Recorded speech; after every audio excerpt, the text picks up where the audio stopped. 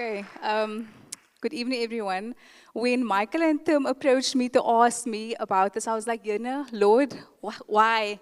And I was telling my husband, like just before that, I felt so far from God. So, guys, if you feel far from God, get closer to Him. He has ways and means of bringing you closer to Him. So, yeah, the title that when I asked God, what do I need to speak about? The title that I came up with was "Be Still, Then Move."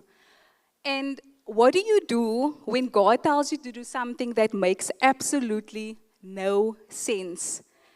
We've been doing the sun stand still moment, the sun stand still, and in Joshua 10 verse 12, Joshua stands in the middle of the battle and he asks the sun to stand still. He doesn't ask the sun to slow down. He doesn't ask the sun to delay. He asks the sun to stand still. And God does it because when God is in something, even the impossible listens. And here, here is my one point for today, and it's something that Christian spoke about. But obedience, it unlocks the impossible. And I had many sun standstill moments. All of us have many sun standstill moments. One where, for example, God told me, "Listen, Liska, you need to give your last 200 rand to someone." I was like, not me. I need to, there's bread, there's this needs to be, that and that. And God is like, "Give it." And I was just like, "Lord, I'm going to trust you." And I gave it. And He obviously came through in the last hour and He blessed me with 500 rand. And He probably laughed and said, "Okay, keep the change." So that is something that, for me, God really, He comes through in so many ways that we can't even imagine. But the one that I want to share today is when I was in a foreign country, no family besides my husband and my son, and no support system. And I'd only been there for about 4 months. And I made a decision that changed everything. I resigned from the job that I went there to go and work at, because I just refused to compromise what I believed in. And from that moment, I did it because I stepped in faith, but everything fell apart. And I was like, "No, Lord, you told me to do this. Why are you making everything fall apart?" And after that, I was threatened, my residency was withheld, and everything in me just shouted, "Leave." And God was like, "No, no, no, you need to stay."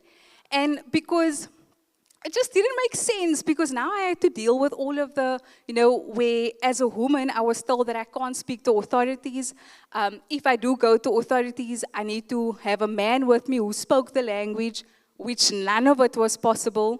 And the pressure just got so heavy that I started having panic attacks, and the kind of attacks where you feel like you're going to die. And one morning, God woke me up around 3, maybe 3 after 3 in the morning. And I was just like, "Lord, no, man."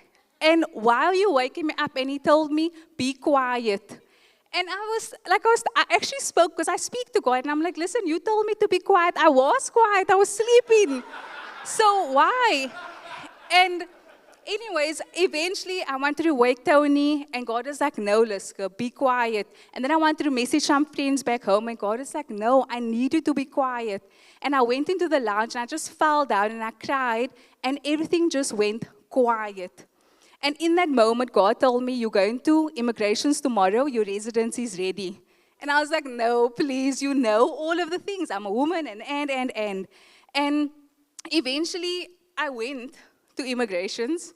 I got my residency. I got my husband's residency. I got my son's residency. And that was my sun standstill moment. Not in the sky, but in my obedience. Because just like Joshua spoke to the sun, I took a step that didn't make any sense. And both required the same thing: radical obedience. And the miracle didn't just start when I got my residency. It started when I chose to obey. I like the scripture in James 1 verse 22, and it says, "Do not merely listen to the word and so deceive yourself. Do what it says." It doesn't say understand everything and then do. It says do what it says. And that's my takeaway for you today. When you stop overthinking and start obeying, even when it doesn't make sense, you position yourself for the impossible. And some of you are waiting for God to move, but God is waiting for your obedience. And some of you are trying to fight your battles, and God is saying, be still. And some of you are asking God for a miracle, but you haven't even taken the step that He needed you to take a long time ago. And your sun standstill moment might not look like a miracle in the sky.